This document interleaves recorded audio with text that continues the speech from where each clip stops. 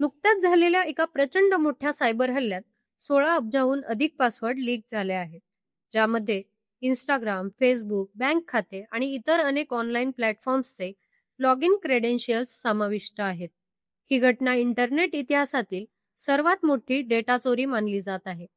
हा data leak मुख्यतः दोन स्रोतांमधून झाला आहे.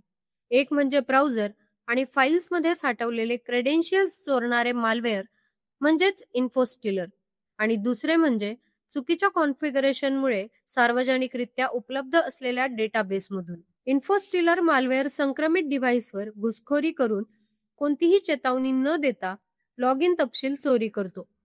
लीक झालेल्या डेटामध्ये user name, password, authentication token, session cookies आणि मेटा डेटा यांचा समावेश आहे, ज्यामुळे वैयक्तिक आणि वित्तीय खात्यांवर मोठा धोका निर्माण होतो.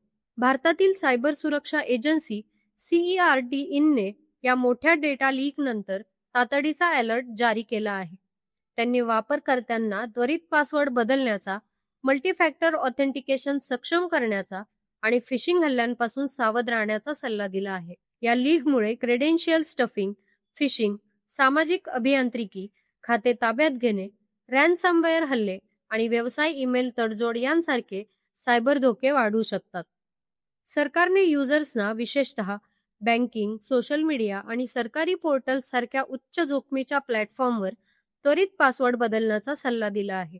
पासवर्ड तयार करताना अक्षरे, संख्या आणि चिन्हांचा वापर करून मजबूत पासवर्ड बनवावे आणि पासवर्ड पुन्हा वापरणे टाळावे असेही सांगितले आहे. या सायबर हल्ल्यामुळे सर्वसामान्य युजर्ससह मोठ्या कंपन्यांनाही धोका निर्माण झाला असून सुरक्षिततेसाठी अधिक जागरूकता. या सायबर हल्ल्यामुळे सर्वसामान्य युजर्ससह मोठ्या कंपन्यांनाही धोका निर्माण झाला आहे.